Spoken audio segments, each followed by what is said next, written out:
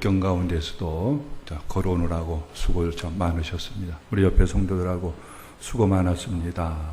네, 인사 나누십시다. 네. 우리 박미순 권사님은 기도인도 맡으셔서 큰 짐을 내려놓은 것 같을 거예요. 그죠? 네, 긴장 늦추지 마시고요. 예. 우리 찬양대가 그 가사가 설교의 일부라고 할 수가 있겠습니다. 어디든지 예수님을 쫓아가겠습니다. 이제 이어서 후편이 설교가 되겠습니다. 지난 주간에 접했어요. 어느 안수 집사로 피택된 서리 집사가 상담을 요청해 온 그 내용인데요. 이제 안수 집사로 피택이 되어졌는데 그에게는 고민이 하나 있어요.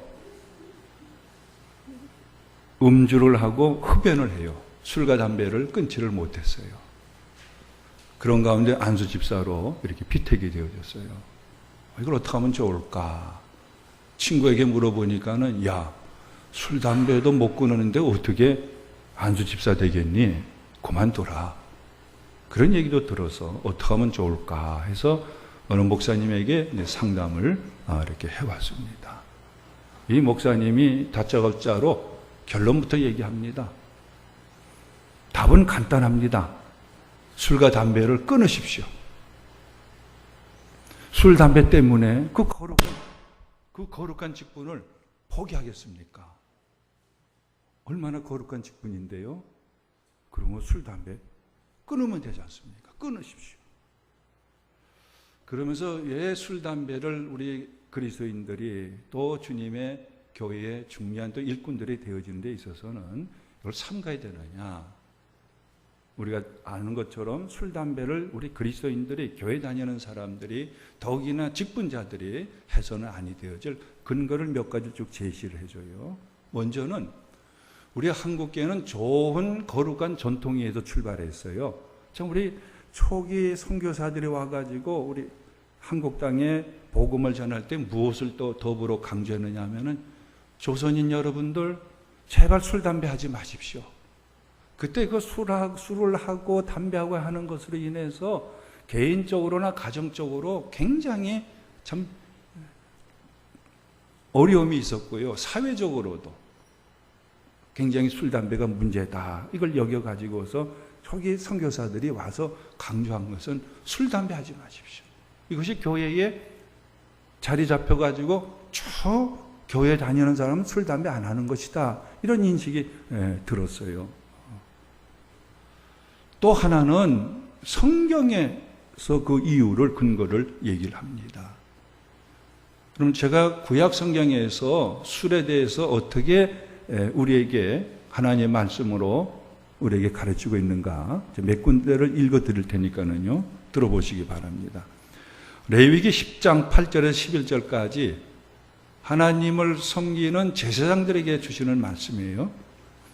여호와께서 아론에게 말씀하여 이르시되 너와 내 자손들이 회막에 들어갈 때에는 포도주나 독주를 마시지 말라. 그리하여 너희 죽음을 면하라. 이는 너희 대대로 지킬 영영한 규례라. 그리하여 너희가 거룩하고 속된 것을 분별하며 부정하고 정한 것을 분별하고 또 나 여호와가 모세를 통하여 모든 규례를 이스라엘 자손에게 가르치리라. 오늘 저와 여러분들은 구약에서는 제사장과 같아요. 하나님을 예배하는 존재들이에요. 이건 구약 시대만 그러므로 그치는 것이 아니라 오늘 예배하는 우리들에게 적용되는 하나님의 말씀이에요. 술 하지 말라? 제사장들. 그 다음에 민수기 6장에서는 하나님께 헌신을 작정한 나실인에게 주시는 술에 관한 교훈인데요. 나실인의 서원을 하고 자기 몸을 구별하여 여호와께 드리려고 하면 포도주나 독주를 멀리하며 포도주로 된 초나 독주로 된 초를 마시지 말며 포도즙도 마시지 말며 생포도나 건포도도 먹지 말지니 자기 몸을 구별하는 모든 날 동안에는 포도나무 소사는 씨나 껍질이라도 먹지 말라. 오늘 저와 여러분은 누군지 압니까? 그리스도 안에서 하나님께 바쳐진 영적인 나실인들이에요. 나실인들은 포도주나 독주를 냄새라도 맡아서는 안 된다. 이렇게 단호하게 명령하시는 말씀이에요. 잠언서에서는요, 23장에 이 술이 얼마나 기미한 것인지, 참 유혹하는 것인지, 그러면서 술을 마시지 말 것을 얘기하고 있어요. 포도주는 붉고 잔에서 번쩍이며 순하게 내려가나니 너는 그것을 보지도 말지어다. 그것이 마침내 뱀같이 물 것이요 독사같이 쏠 것이며 또 내 눈에는 괴이한 것이 보일 것이요 내 마음은 구부러진 말을 할 것이며 너는 바다 가운데 누운 자 같을 것이요 돛대 위에 누운 자 같을 것이며 내가 스스로 말하기를 사람이 나를 때려도 나는 아프지 아니하고 나를 상하게 하여도 내게 감각이 없도다. 내가 언제나 깰까 다시 술을 찾겠다 하리라. 술 맛을 한번 보는 자들은 거기서 벗어나려고 하지 않는다. 신약 성경도 동일해요. 로마서 13장에 보면은요, 낮에와 같이 단정히 행하고 방탕하거나 술 취하지 말며 음란하거나 호색하지 말며 다투거나 시기하지 말고 오직 주 예수 그리스도로 옷 입고 정욕을 취하여 육신의 일을 도모하지 말라. 그리스도인들은 술 취해서는 안 된다. 그래서 에베소 5장 13절에서는 술 취하지 말라. 이는 방탕한 것이니 오직 성령으로 충만함을 받더라. 성경에는 담배 가는 기록은 없어요. 왜 그럴까요? 성경이 기록됐을 때에는 담배가 없었기 때문에. 성경이 기록됐을 때 담배가 있으면 분명히 담배에 관해서도 우리에게 하지 말라고 성경에는 기록이 되어졌을 거예요. 술, 담배는 백해무익한 거예요. 덕을 세우지를 못해요. 그래서 이 상담해 주는 목사님은 자기는 교인들이 세례 문답을 받으러 올 때에 꼭 확인한대요. 당신 술 합니까? 담배 끊었습니까? 술, 담배를 못 끊으면은 세례를 안 줬대요.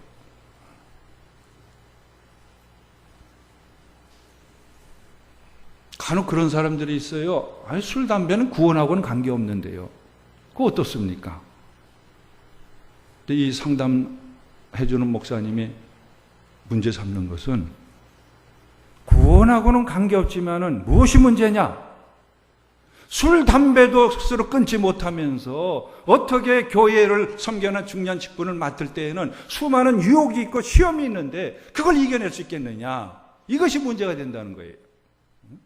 술, 담배 한 대도 못 끊으면서 얼마나 교회를 섬기고 또 사회생활을 이루어나갈 때에 중요한 항존 직분자들로서 어떻게 그걸 유혹을 이겨내고 시험을 이겨낼 수 있겠느냐 하는 거예요. 그런 면에서 술, 담배 때문에 거룩한 직분 포기하지 말고 결단하고 임직하십시오 하는 거예요. 여러분들은 어떻게 생각하세요? 공감하세요? 너무 시대착오적인 얘기를 하고 고리타분한 얘기를 하고 들려지는지. 여러분들 교회 생활 하잖아요? 성도의 생활 하잖아요? 가정에서나 교회에서나 사회생활 할 때에 보세요. 지난 전반기 지내올 때도 교회적으로나 가정적으로나 사회적으로 생활해 올 때 얼마나 유혹이 많아요. 시험이 많았어요. 시련이 얼마나 많아요. 이 시간은 봉독한 이 열왕기상 13장도요. 간단히 얘기를 하면은 한 선지자가 시험에 빠져서 실패했다는 얘기예요. 이제 솔로몬이 죽고서는 이스라엘이 남 유다 왕국 북이스라엘로 이렇게 분단이 돼요. 우리처럼 남북으로 분단이 되어져요. 그 북쪽에 처음 왕이 누구냐 하면 여로보암인데 성전은 남쪽 유다에 있는 예루살렘에 있어요. 그 북쪽에 하나님을 예배할 수 있는 그런 장치가 없으면은 이들이 다 남쪽 예루살렘에 가가지고 거기서 하나님 예배하면은 자연히 마음들이 남쪽 유다로 빼앗길 것처럼 여겨져 가지고서 무슨 짓을 하느냐? 그 북녘 땅에 저 남쪽에는 베델과 저 북쪽의 끝에는 단에 금송아지 제단을 만들어놔요. 그 제단이 있으면은 제사장들이 있어야 돼요. 가짜 제사장들을 세워놔요. 그 다음에 여호와의 절기가 있어야 돼요. 가짜 사이비 절기를 만들어 놓고서는 베델에서 단에서 하나님 예배하라. 이렇게 조치를 취했어요. 다시 말해서 본격적으로 이들이 우상숭배에 빠져들어가는 거예요. 하나님이 가만히 계시겠어요? 남쪽 유다에는 젊은 선지자를 급히 북쪽 그 금송아지 제단인 베델 제단으로 올려보내서 거기서 하나님의 계획을 선포하라고 지시를 내려가지고 남쪽에는 한 유다의 젊은 선지자가 베델에 올라가요. 그 베델 제단에 가보니까는 여로보암 왕이, 북쪽의 여로보암 왕이 분향을 하고 있는 거예요. 그때 하나님께서 주신 말씀으로 외칩니다. 이 제단, 앞으로 약 300년이 지난 후에 요시야라는 남쪽의 왕이 세워지는데 그 요시야 왕이 이 제단을 없애버릴 것이고 이 제단에서 제사장 짓을 하는 가짜 제사장들 이 제단에 다 불태워 없애버릴 것이요. 그 징후로서 지금 곧 이 제단이 깨질 것이고 이 제단에 있는 잿가루들이 다 흘러내릴 것이요. 그러니까 이 여로보암 왕이 화가 나가지고 분개해가지고 불쾌해가지고서 팔을 뻗고 손을 쫙 뻗어가지고서 사람들의 명령에 저자를 당장 체포하라고 명령을 내리는데 그 순간에 이 선지자가 외친 대로 제단이 깨져버리고 제단에 제물을 바치고 향을 피워서 생긴 잿가루가 다 흘러내리면서 이 여로보암 왕은 팔이 접히질 않아요. 손이 오므라들질 않아요. 그냥 뻣뻣하게 이러고 있어요. 그러면서 제단은 이 선지자가 얘기한 대로 깨져버리고 막 재가 흘러내리고 두려움이 쌓여요. 자기는 손이 이게 팔이 뻗친 대로 이게 안 돌아와요. 놀래가지고 무서워가지고 이 선지자가 요청을 해요. 제발 하나님께 기도해서 이 손이 회복되게 해달라고. 그래서 선지자가 기도하니까는 이 손이 굳었던 손이 풀어져요. 그러니까 이 여로보암 왕이 이 선지자에게 고마워가지고서 자, 내 왕궁에 갑시다. 내 왕궁에서 내가 잘 대접하겠고 선물도 풍성하게 주겠어. 하면서 자기 왕궁으로 초청을 해요. 그러면 이 선지자가 어떻게 나오느냐? 이 선지자를 하나님께서 남쪽 유다에서 베델로 보낼 때 행동 지침을 주셨거든요. 그 행동 지침을 얘기하면서 이런 지하에 거주를 해요. 하나님께서 어떤 행동 지침을 이 남쪽의 유다 선지자에게 주셨는가? 여러분들 한번 직접 성경에 눈을 돌리셔가지고 같이 읽어보시길 바랍니다. 8절에서부터 10절까지가 이 젊은 이 남쪽에서 올라온 선지자에게 하나님께서 너는 이렇게 하라 하는 말씀이 들어 있습니다. 우리 8절과 10절까지 읽어보겠습니다. 하나님의 사람이 왕께 대답하되 왕께서 왕의 집 절반을 내게 준다 할지라도 나는 왕과 함께 들어가지도 아니하고 이곳에서는 물도 마시지 아니하리니 이는 곧 여호와의 말씀이 내게 명령하여 이르시기를 떡도 먹지 말며 물도 마시지 말고 왔던 길로 되돌아가지 말라 하셨음이니이다 하고 이에 다른 길로 가고 자기가 베델에 오던 길로 되돌아가지도 아니하니라. 하나님께서 베델에서는 떡도 먹지 말고 물도 마시지 말고 왔던 길로도 돌아가지 말고 다른 길로 돌아가는 명령하셨어. 왕이 나를 이렇게 대접해주고 좋은 선물도 주신다는 것, 그럼 나는 응할 수가 없어. 이런 지하에 거절을 하고서 하나님께 받은 말씀을 지켜나가요. 와, 이런 후반기를 맞는 저와 여러분들 꼭 되어지길 바라요. 받은 말씀, 들은 말씀 다 지켜나가요. 얼마나 멋져요. 얼마나 이 선지자의 모습을 우리가 담고 싶어요.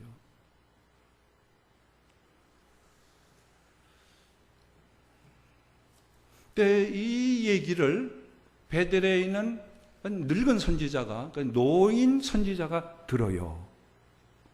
그래서 이 노인 선지자가 이상한 짓을 해요. 그 젊은 선지자가 이제 예루살렘 남쪽으로 돌아가려고 해요. 급히 쫓아가가지고서는 젊은 선지자를 만나요. 그에게 뭐라고 얘기하느냐 하면은, 우리 집에 가서 떡도 먹고 물도 마시고 쉬었다 가십시오. 젊은 선지자에게 이 베델에는 한 늙은 선지자가 얘기를 해요. 자, 그러면 이 유다에서 올라온 젊은 선지자가 어떻게 나오느냐? 그것이 이제 오늘 본문으로 연결이 되잖아요. 여러분들 16절과 17절을 한번 읽어보십시다. 16절과 17절.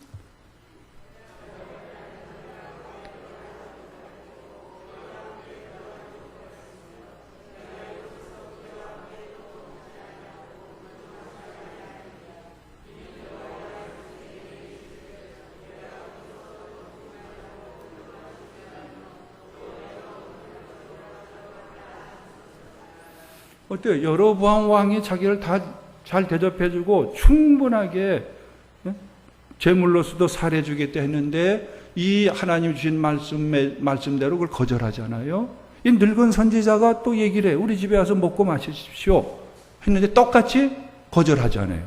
왜? 하나님께서는 이곳에서는 떡도 먹지 말고 물도 마시지 말고 왔던 길로 다시 돌아가라고도 하지 말라고 했기 때문에 나는 당신의 얘기를 들을 수가 없어. 이렇게 나와요. 이때 이 늙은 선지자가 물러서지 않냐고 이번에는 어떻게 젊은 선지자가 얘기하느냐 하면은요. 자, 이게 18절이잖아요. 18절 읽어보시고 이 늙은 선지자가 왜 이런 짓을 하느냐 한번 생각해 보시기 바랍니다. 자, 18절입니다. 그가 그 사람에게 이르되 나도 그대와 같은 선지자라. 천사가 여호와의 말씀으로 내게 이르기를 그를 내 집으로 데리고 돌아가서 그에게 떡을 먹이고 물을 마시게 하라 하였느니라 하니 이는 그 사람을 속임이라. 어떻게 나왔어요? 여보게, 나도 당신 같은 선지자요. 하나님이 천사를 통해서 내게 주신 말씀이 있어. 뭐냐? 당신을 우리 집에 데리고 와가지고 떡을 먹게 하고 물을 마시게 하라고 내게 천사를 통해서 하나님 말씀하셨어. 태연하게 젊은 선지자에게 그렇게 얘기를 하는 거예요. 하나님이 말씀하셨다는 거예요. 자, 여러분들이라면은 어떻게 했겠어요? 나는 분명히 하나님께로부터 떡도 베델에서는 떡도 먹지 말고 물도 마시지 말고 왔던 길로 돌아가지도 말고 다른 길로 돌아가라 분명히 말씀해가지고 여로보암 왕에게도 그렇게 얘기했고 늙은 선지자 처음 얘기했을 때 그걸 거부했는데 늙은 선지자가 이번에는 뭐냐? 천사를 통해서 하나님이 내게 말씀을 주셨는데 당신을 데리고 내 집에 와서 떡도 먹고 물도 마시게 하라고 했어. 여러분들은 어떻게 하겠어요?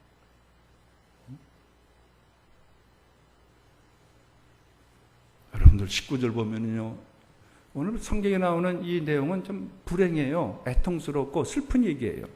19절에 보니까는요. 이 젊은 선지자가 그런 얘기를 들으면 어떻게 했느냐. 이에 그 사람이 그와 함께 돌아가서 그의 집에서 떡을 먹으며 물을 마시니라.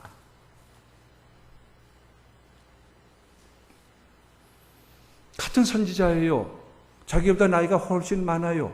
대선배예요. 같은 선지자고 대선배인 선지자가 나도 하나님 말씀을 받았는데 당신을 데리고 내 집에 가서 떡도 먹게 하고 물도 마시라고 했어. 여기 그만 이 젊은 선지자가 속아 넘어갔어요. 그 집에서 떡을 먹고 마셔요.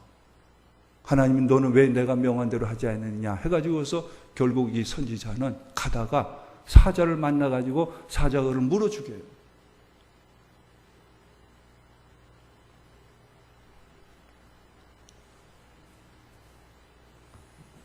여러분들 우리가 후반기를 생활해 나갑니다.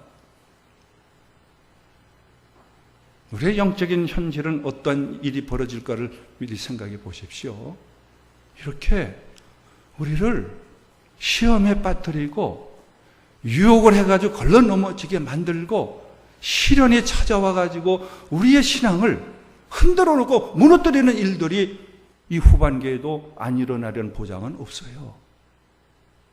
이런 가운데 어떻게 참된 것과 거짓된 것을 분별해내고 이게 정말 하나님의 말씀인지 아닌지를 분별해내가지고서 하나님의 성도들로서 진리의 삶을 살아가는데 승리하는 생활을 이뤄나갈 수 있겠느냐.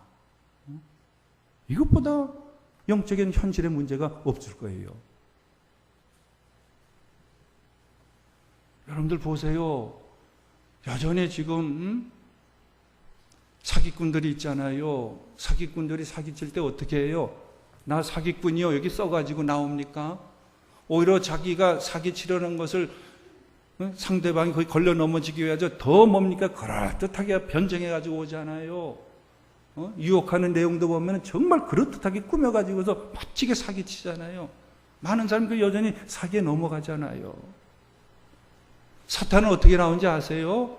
나 사탄이야 하고 나오지를 아니에요. 사탄은 변장하고 위장하는데 도사예요.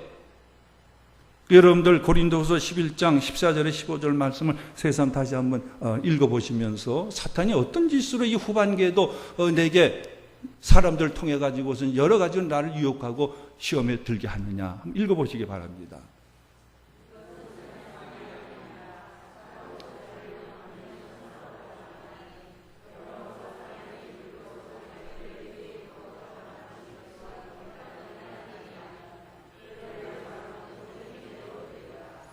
여러분들 명심하십시오. 사탄도 자기를 광명의 천사로 가정해요. 아주 나를 위해 주는 것처럼, 나를 도와주는 것처럼, 나를 잘 되게 해주는 것처럼 그렇게 접근을 해와요.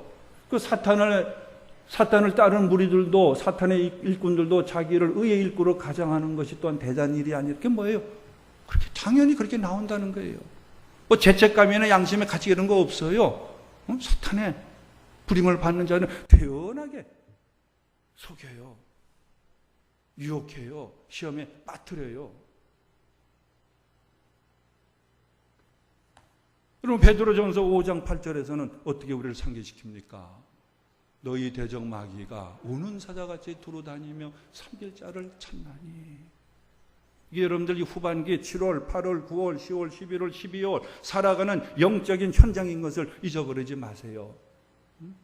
사탄이 여러 가지 모양으로 여러 사람들을 동원해 가지고서 그를 넘어뜨리고 자빠지게 만들고 신앙생활을 실패하게 만들어요. 필리핀은 캐톨릭 국가예요.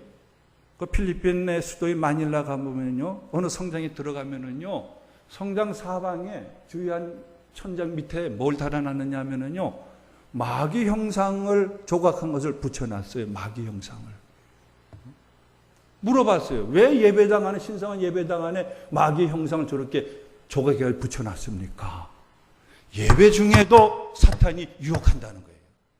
예배 중에도 그러므로 정신 차려서 예배를 바로 드려야 된다는 거예요. 졸면서 딴짓하면서 하나님 말씀 한마디 두 마디 잘못 들을 수도 있고요. 잘못 생각할 수도 있고.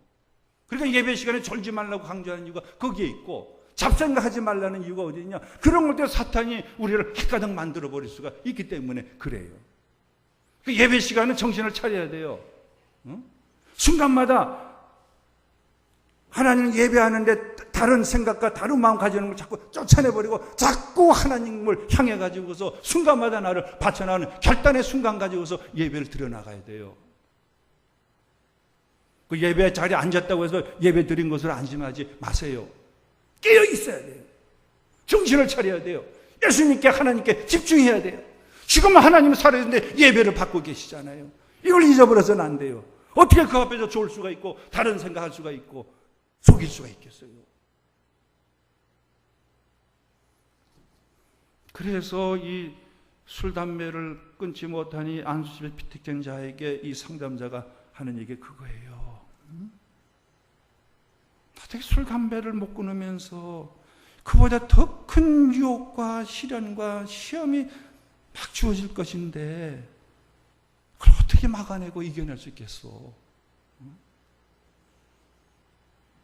얼마나 사탄의 부림을 받는 사람들은 음흉하고 교묘하게 우리를 속이고 넘어지게 만들고 교회를 어렵게 만들고 세상 사회생활을 정말 모함하고 누명을 씌우고 무너뜨리면서 혼란스럽게 만드는데 어떻게 술, 담배 하나도 못 끊으면서 이 어려운 직무를 감당해 나가겠느냐. 당장 술, 담배 끊으시오. 그리고 거룩한 직분 임직하여가지고 거룩한 직분 잘 감당하십시오.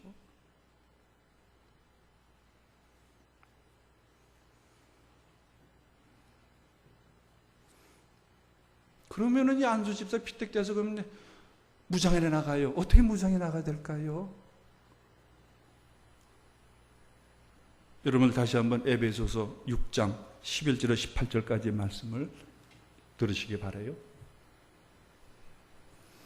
에베소서 6장 11절에서 18절까지 해서 이 후반기를 살아가는 우리들에게 이 시간 이러한 무장을 가지고 살아가라고 주시는, 실제로 사탄의 시험을 이겨내고 마귀의 유혹을 물리치면서 진리의 삶을 살아갈 수 있는 길을 일깨워주는 말씀이에요. 마귀의 관계를 능히 대적하기 위하여 하나님의 전신갑주를 입으라. 우리의 씨름은 혈과 육을 상대하는 것이 아니요 통치자들과 권세들과 이 어둠의 세상 주관자들과 하늘에 있는 악의 영들을 상대합니다. 그런데 우리가 이 후반기 살아갈 때는 사람과 싸움이 아니라는 것 아세요? 사람을 부리고 있는 악의 권세하고 사탄의 과의 영적인 싸움인 것을 잊어버리지 마세요. 그 사람이 이성 가지고 나의 어떤 의지를 가지고 어떤 경험 가지고 이겨낼 수 있느냐? 나만 의지하면요 번번이 실패해버려요. 그래서 계속 얘기하잖아요. 그러므로 하나님의 전신갑주를 취하라. 이런 악한 날에 너희가 능히 대적하고 모든 일을 행한 후에 서기 위함이라. 그런즉 서서 진리로 너희 허리띠를 띠고 의의 호신경을 붙이고 평안의 복음이 준비한 것으로 신을 신고 모든 것 위에 믿음의 방패를 가지고 이로써 능히 악한 자의 모든 불화살을 소멸하고 구원의 투구와 성령의 검 곧 하나님의 말씀을 가지라. 모든 기도와 간구를 하되 항상 성령 안에서 기도하고 이를 위하여 깨어 구하기를 항상 힘쓰며 여러 성도를 위해서 구하라. 봐요. 구원의 확신을 가져야 돼요. 구원의 확신을. 심장 여기에는 의로서 내 심장을 막아내야 돼요. 오른손에는 대적을 물리칠 수 있는 하나님의 말씀, 성령의 검을 들고서 물리쳐 나가야 돼요. 왼손에는 믿음의 방패를 가지고 있어야 돼요. 믿음으로 막아내는 거예요. 하나님의 말씀으로 물리치는 거예요. 그러면 허리에는 진리의 허리띠를 떼야 되는 거예요. 발에는 평화의 복음의 신을 신어야 돼요. 그리고는 계속 기도해야 돼요. 이게 이 후반기를 성도로서 생활해 나가는 승리의 비결이에요. 하나님 전신갑주를 입어야 돼요. 예외가 없어요. 대충 살아서는요 그 사람 제대로 주님 잘 믿는 사람 못 살아요. 졸면서 영적인 게으름을 피워서는요 결코 하나님이 기뻐하시는 성도의 승리한 생활을 이뤄나갈 수가 없어요. 하나님 전신갑주를 예외 없이 우리가 다 같이 입어야 돼요. 기도하고 말씀을 앞세우고 믿음을 지켜나가고 구원의 확신을 가지고서 대처해 나가야 돼요. 그래서 사도 베드로는 예수님을 죽음의 공포에 휩싸여가지고 부인했던 베드로가 성령의 감동으로 우리에게 이렇게 얘기를 해주고 있는 것이 베드로전서에 나오고 있어요. 이건 여러분들도 찾으셔서 직접 찾으셔서 읽어보셔야 될 구절이에요. 베드로전서 5장 6절에서 11절까지입니다. 베드로전서 5장 6절에서 11절까지.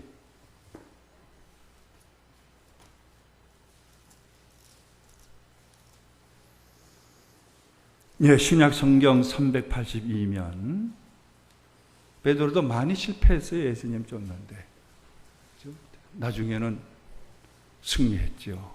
생생한 자기 경험을 가지고 성령의 감동으로 우리에게 이 후반기를 이렇게 살아가라고 말씀을 하고 있어요.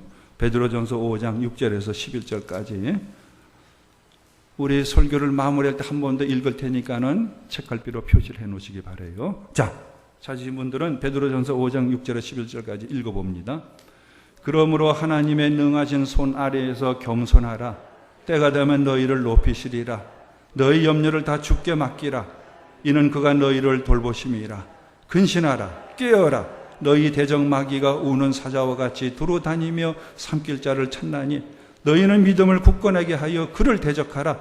이는 세상에 있는 너희 형제들도 동일한 고난을 당하는 줄을 알미라. 모든 은혜의 하나님 곧 그리스도 안에서 너희를 부르사 자기의 영원한 영광에 들어가게 하시니가 잠깐 고난을 당한 너희를 친히 온전하게 하시며 굳건하게 하시며 강하게 하시며 터를 견고하게 하시리라. 권능이 세세 무궁하도록 그에게 있을지어다. 아멘.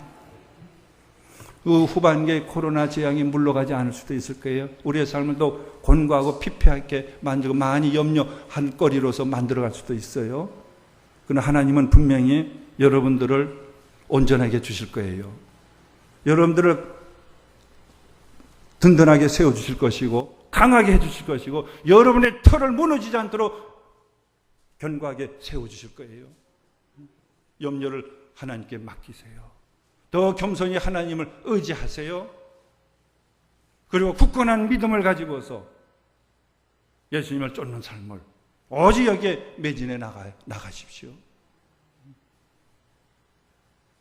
영적인 분별력하고 영적인 통찰력을 가지고서 믿음을 가지고서 참과 거짓을 분별하고 진리의 삶을 살아나가. 예수님을 쫓는 데에 변화없이 우리가 힘있게 전진한 생활을 이뤄나가는 겁니다. 하나님 그렇게 해주세요.